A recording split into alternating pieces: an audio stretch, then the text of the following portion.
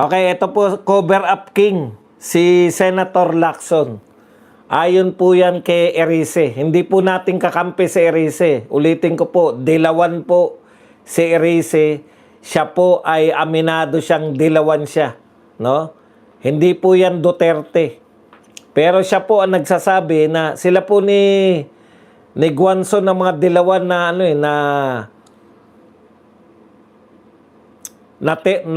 natiling anti-Marcos. Cover up king, I hate to say this kasi idol ko si Senator Ping Lacson. Pero yung stint niya sa Blue Ribbon parang naging cover up. Siya mismo ang nagsabi, the Bersamins got 8 billion from Bernardo.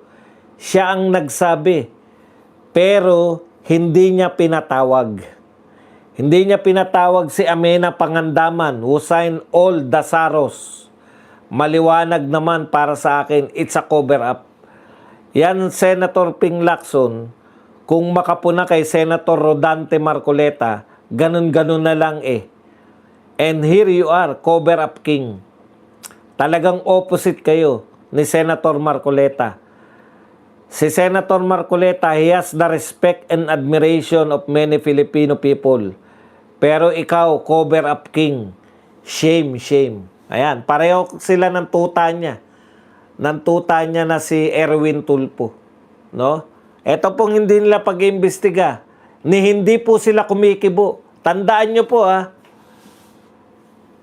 sumuko na nga tayo eh. Talagang hindi na po mag-iimbestiga yung mga yan. Pero kung may buman lang sana kayo. Meron man lang sana kayong komento. Di po ba?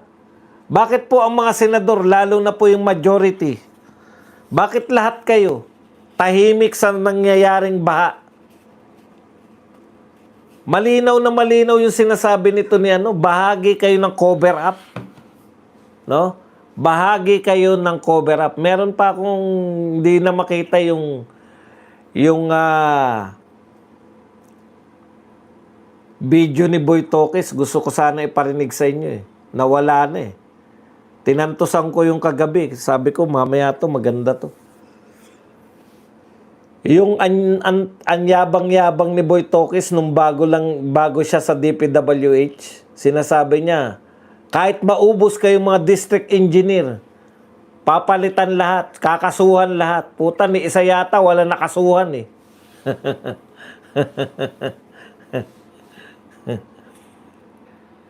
So, eto po, ang ginawa po nito ni Lacson, cover up king sila. Hanggang ngayon, hindi po nila inimbestigahan. Hindi po nila pinatawag yung mga Bersamin.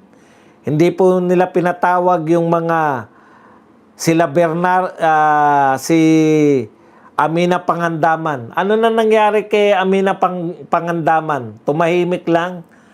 Ngayon po, inassign po siya sa Amana Bank. Ano po to? Government bank. Itong Amana Bank na to. Siya po ang presidente ba tawag o CEO. Akalain nyo, pinagbibintangan po siya o involved po siya dito dahil siya po ang pumirma ng mga SARO. Hindi po si President Marcos, di ba? Akala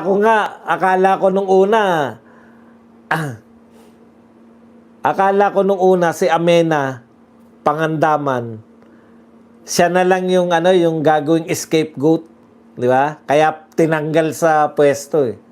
Para gawing scapegoat yan. Hindi pala. Bibigyan pala ng ibang posisyon. Oh, basta hindi ka kumanta, walang mangyayari sa'yo eh.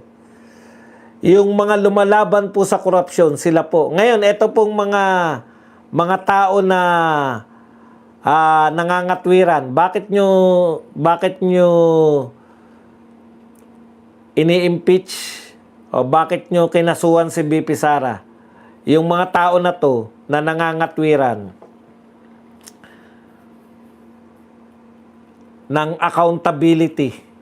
Di ba? Accountability raw. Hindi raw politika yung ginagawa nila kay BP Sara, kundi paniningil ng accountability. Yung mga nagsasabi ng accountability na yan, kailan nyo pa binanatan yung baha? Kailan kayo nag-comment sa baha?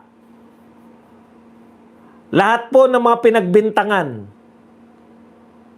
si Luistro, si De Lima, si Chua, etong mga to, mga pinagbintangan, very active po sila sa impeachment. Bakit hindi kayo nagkokomento sa baha? Nahalata po kayo, dapat bumabanat din kayo. Kung ako po binigyan ng pera sa baha, ay hindi pala baha. Kung ako binigyan ng maleta, babanatan ko rin yung flood control para kunwari. Yung ginagawa ni BBM, di ba? Ano sinasabi ni BBM? Ako nga naglantad niyan eh. Di ba? Bakit wala kayong bakit anong tawag dito? Bakit kayong mga nasa impeachment, araw-araw kayong nagpapakita sa media, nagsasalita laban kay BP Sara? Bakit kahit komento wala kayo sa baha? Hindi na yung flood control. Kasi alam naman namin hindi nyo babanatan yung flood control. Nabigyan nga kayo ng maleta eh. Sabi nga ng mga binigyan kayo ng maleta, alangan naman banatan nyo pa. Yung kunwari, nagko-comment na lang kayo sa mga baha. Yung mga in general, kunwari, napansin nyo ba si De Lima hindi nagsasalita sa baha? Si Chua hindi nagsasalita, si Luistro hindi nagsasalita. Bakit? Bakit hindi namin mahalata na hindi kayo na-delibera ng maleta? Di ba? Sabi nyo, wala. Ano lang yan, sinisiraan lang kayo. Hindi kayo tumanggap ng maleta. Hindi namin nahalata kasi hindi nyo binabanatan eh. Ang totoong mga hindi tumanggap ng maleta, bumabanat sa mga magnanakaw na involved dyan sa flood control. Bakit hindi nyo man lang kayo nagsasalita kahit na ano man lang? Kahit sabihin nyo man lang na, tinatangay na. Tito Soto, bakit hindi ka nagsasalita? Bakit lahat ng issue nagsasalita kayo? Pwera lang ang baha. Kahit baha lang, yung baha lang ba na in general yung baha, hindi na yung pagnanakaw sa flood control, baha na lang.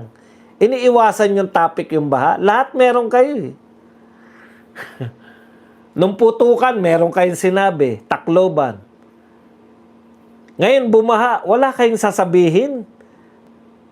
Wala man lang na nakakaawa. Ganun man lang, hindi kayo naawa man lang sa mga kababayan natin na O kaya, sumunod kayo sa mga otoridad. Pag sinabi pong lumikas kayo, lumikas na kayo para hindi po kayo malunod sa baha. Wala man lang kayong ganun. Iniiwasan nyo. Sasabihin nyo rin ba na fake news yung baha? Mag-aala Clavio ba kayo? Fake news daw yung baha sa EDSA eh. Sabi ni Clavio eh. Napunan nyo ba? Hindi po sila nagsasalita. Yung mainstream media, sino po bumanat sa baha? Panay mga taga-social media lang po yung bumabanat sa baha.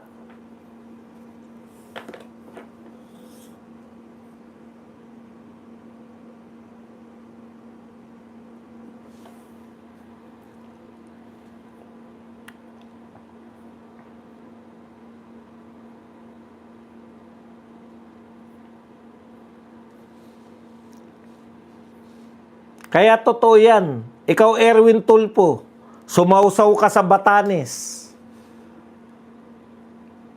Yung DFA, yung Foreign Affairs, chairman ng Foreign Affairs, hindi kumikibo.